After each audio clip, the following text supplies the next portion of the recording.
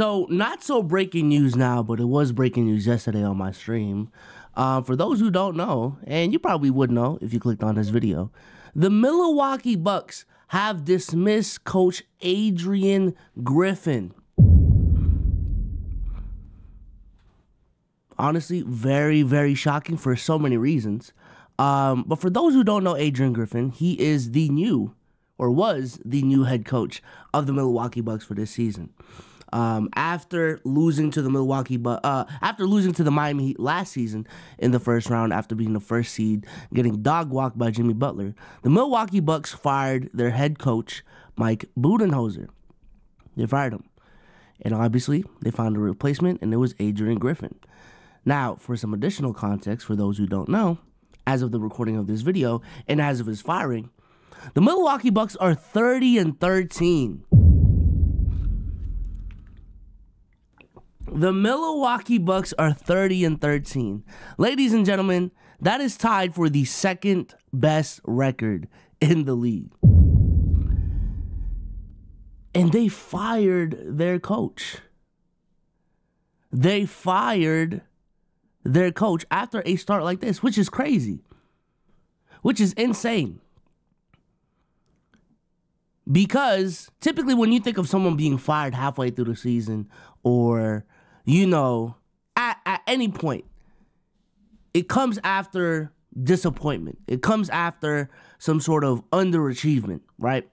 And you might look at this and say, hey, I ain't gonna lie, the Bucks are supposed to be better than this, which low-key, they should be, right?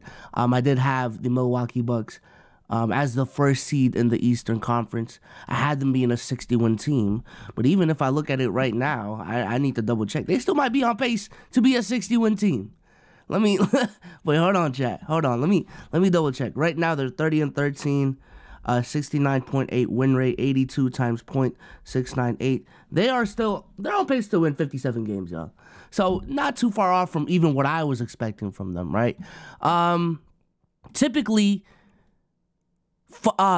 coaches and just people, you know, in general, are fired when underachievement happens. So for me and a lot of people, you can be very surprised by this news, because the Milwaukee Bucks, despite not being this uber dominant team, is still really, really good.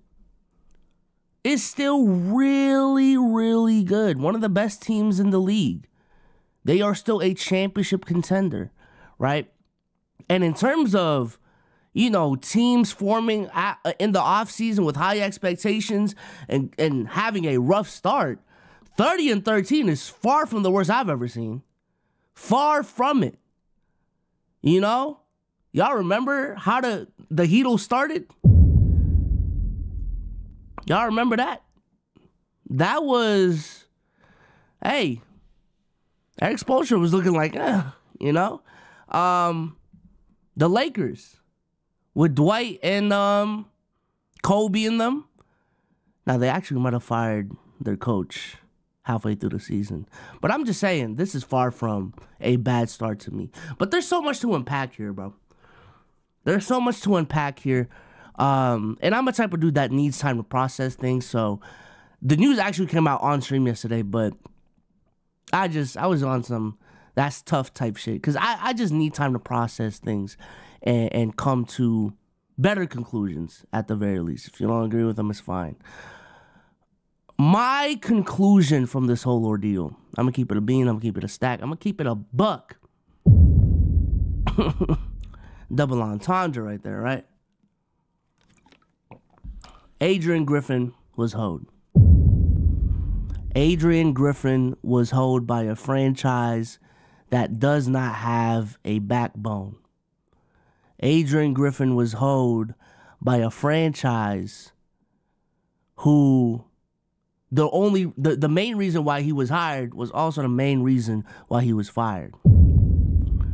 This is a franchise that specifically over the last couple of years have just bent over backwards for Giannis. This is a franchise that over the last couple of years have been very, very reactionary when it comes to certain things. And I'm not gonna act like Mike Budenholzer was the perfect coach. I'm not going to act like, there weren't flaws in how he coached the team. But typically when you fire someone, it's for two reasons. You either think they are so bad that anyone else can do that job and do it better, and you'd rather just not have this person on your team, on your company, or you feel like the grass is greener on the other side. You fire this person even though this person is all right, but there's someone at the end of the tunnel that's supposed to be better. That's supposed to be an upgrade. So when Mike Budenholzer was fired, I think in a vacuum, I didn't have a problem with him being fired. But the NBA and the Milwaukee Bucks situation is not just a vacuum. So when you fire Mike Budenholzer, the guy coming in, or not even the guy coming in, when you even think about firing Mike Budenholzer and you pull that trigger, you better have looked at the landscape of the coaching realm, the coaching free agency, the coaching pool, to the point where you feel confident that if you fire Mike Budenholzer, your team with championship expectations, who traded for Damian Lillard in the offseason, who has Giannis Antetokounmpo in the middle of his prime, whoever coach y'all get, that should be an upgrade to the current situation. And when you look at every single other coach that they could have hired, when you look at the coach that they did hire, the only upgrade to a Mike Budenholzer was Nick Nurse.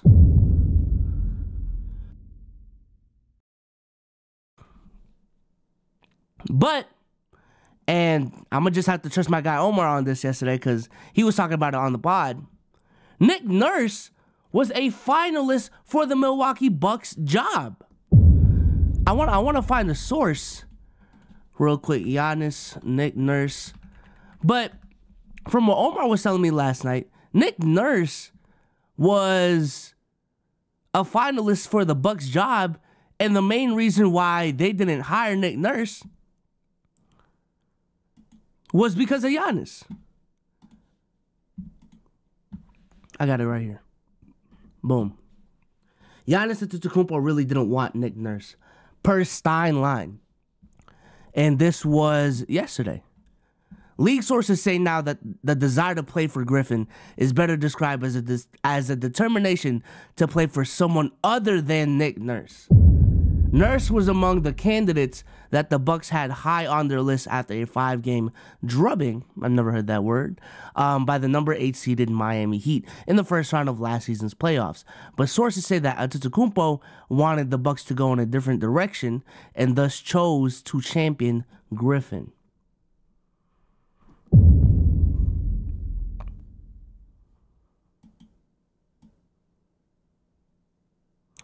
I'm not going to lie, that energy that y'all had for LeBron too with the GM shit, that energy that despite how LeBron is playing, he should still be part of the blame because, hey, you might say he doesn't have help, but he constructed the roster and the personnel around him. Y'all need that energy for Giannis, dog. I'm sorry. Y'all need that energy for Giannis. Like, for real. Y'all do. But the reason I say Adrian Griffin got hoed, and this is not necessarily exclusive to the Milwaukee Bucks, but they're a part of it. I am so sick and tired of NBA teams with championship expectations, damn near championship or bust expectations, hiring first-year coaches.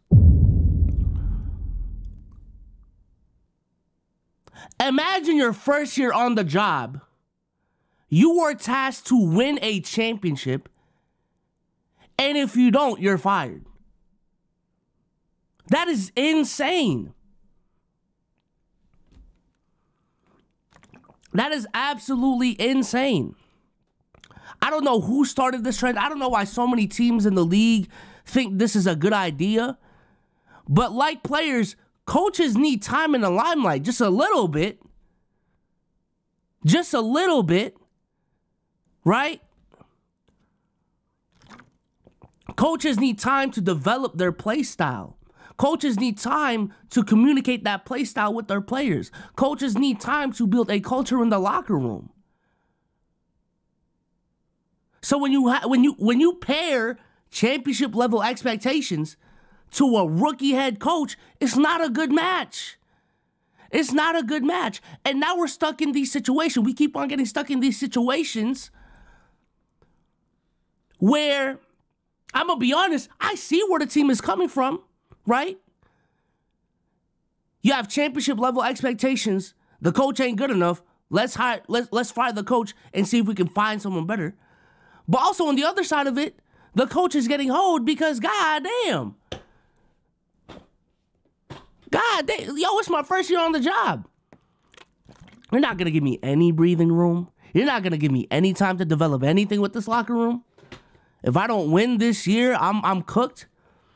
Now, mind you, this is very hypocritical of me coming from a Celtics fan because, listen, I was calling for Joe Mazzulla's name in the playoffs last season. But I'm going to be honest, even back then, I was still maintaining the stance of, yo, Joe Mazzulla isn't even a bad coach.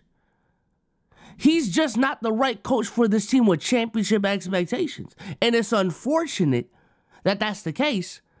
And the Celtics are a different situation because, hey, I ain't gonna lie, it was supposed to continue with Ime. Ime, you know, that whole Ime situation happened, that they had to bring in someone else, right? Well, they didn't have to, but they had to. But yeah, with Adrian Griffin, same thing. I'm gonna be honest, Darvin Ham and his situation in LA, same thing last season, right? People calling for his neck in his first year as a Los Angeles Lakers coach. The only thing is, again, it's understandable because of what the expectations are when you have LeBron James, when you have AD and that crew. But at the same token, it's like, damn, not too much on Darvin Ham. Same thing with Adrian Griffin. Same thing with a Steve Nash. Right? Same thing with Joe Mazzulla to a certain extent last season. And I want to applaud, franchises that either A, just don't do that, right? That if you want a championship, if you have a championship team, you hire a championship level coach with some experience, right? I want to applaud the teams that do that. And I also want to applaud the teams that just stand their ground. Because I believe when LeBron, D. Wade, and Chris Bosh formed in Miami, that was I don't think that was Eric Spoelstra's first year as a coach. But hold on. Let me look over here. Eric Spoelstra's first year was 08-09, 2010. So 2011 was his third year as a coach. But even then, Eric Spoelstra back then was viewed as a newcomer in the league, right? Was still viewed as a young coach in the league, an unproven coach in the league. And when LeBron and D-Wade and them went to Pat Riley and said, yo, I ain't feeling this guy, Pat Riley put his nuts on the table, put his rings on the table, and said, LeBron, the best player in the world, hop off. Right? I signed you to play basketball. They hired me to manage the team. I think this is our coach. Play ball, buddy. Play ball. This ain't your job. This is mine. Trust me on this. We'll build something together. But you're not about to control this locker room. And I'm not just about to suck your dick for the time you're here. That's not going to happen. Other franchises that have done this, the Golden State Warriors. Shout out to the Golden State Warriors. The Boston Celtics. Shout out to the Boston Celtics.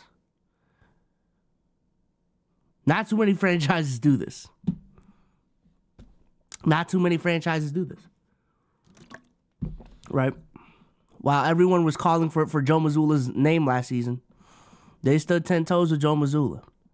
Right? I don't think the Celtics have ever been a team that just bends to the will of their franchise cornerstone. I guess the only time they really had was last season when, if you think, Jaylen Brown and not re-signing him was going to affect Jason Tatum and re-signing Jason Tatum. But, yeah, I don't know. It's an unfortunate situation down there in Milwaukee. I do understand why they fired him, because from all the reports, it did seem like he lost the locker room. And from what everyone has told me, when you lose the locker room, that's really like when, as a coach, you're cooked. That's something that's been going on, honestly, going into the season, right? So I'm not going to act like Adrian Griffin is this perfect coach as well. Many Bucks fans have told me that the coaching scheme just is going to fall apart in the playoffs, right? It's going to fall apart in the playoffs. It looks fine. It looks dandy in the regular season. But again, for the expectations of this team, he's just not that guy. So when push comes to shove, he was going to get fired, and they made a mistake hiring him in the first place. It's just crazy that it happened as soon as it did. But the reason why I still say that Milwaukee set him up for a failure, not set him up for real, but set him up for failure, is, again, they just hired the wrong dude at the wrong time in his career and at the wrong time for what the Milwaukee Bucks needed. Ultimately, the Bucks hired the wrong guy for the job, but that doesn't necessarily mean that the guy is bad at his job, I forgot to mention this too. And this is why I think this is such a stupid move. The grass, shout out to Omar, because, hey, this is the term he coined yesterday. Not that he started saying it, but nevertheless. The grass ain't greener on the other side, dog. The grass ain't greener on the other side. You fire Mike Budenholzer after 2 years of him winning a championship, because I'm going to keep it a bean. Y'all got mollywopped by a Miami Heat team that was just hot, outlierly hot. I don't even know if that's a word. You fire him 2 years after winning a championship, even though he led y'all to a first seed. I think they actually won 60 games last season. Let me double check. Y'all fired this dude because you didn't feel like he would get the job done. You felt as if he's not going to take you over that hump. Yeah, the Bucks won 58 games last season, best record in the league. Yeah, you fired this dude because you felt like he was a playoff choker, right? Because of Giannis, y'all weren't able to pull Nick Nurse, so I'll throw you bail there. Y'all hire Adrian Griffin. Y'all fire him even though he's off to a decent start. And then y'all ultimately land on arguably a bigger choker in the playoffs than Mike Budenholzer. And Doc Rivers in less than 24 hours. So what happens when the Bucks choke this season again? Right? What are y'all gonna give Doc Rivers more time? If he can't get it done with Dame and Giannis, in actuality, y'all really should, because you are giving Doc Rivers a team that he has never coached before, more than halfway to the season, because we're actually 43 games into the season. You're getting a new coach for your championship expectations, championship or bust-ass team 43 games into the season. And if he doesn't get it done, what's going to happen then? Y'all are just going to keep rolling with Doc Rivers? I guess so, right? And now you're stuck in this conundrum. And now you're back to square one. You're stuck in this conundrum. Do you fire Doc Rivers because you don't think he's that guy? Or do you keep on going with them because you want to correct the past and give coaches more time? You're fucked. You're fucked. God damn, bro. And also I heard that Doc Rivers was Adrian Griffin's mentor. So, I don't know. This is messy. This is messy, y'all. I'm not gonna lie. With that being said, though, follow me on Twitch. I'll be live streaming on Twitch. I've been doing more offline recordings lately, just to get things out in a more more time efficient fashion, and for the streams to be more streamy, if that makes sense. But with that being said, I'm gonna catch y'all on the next one. Peace.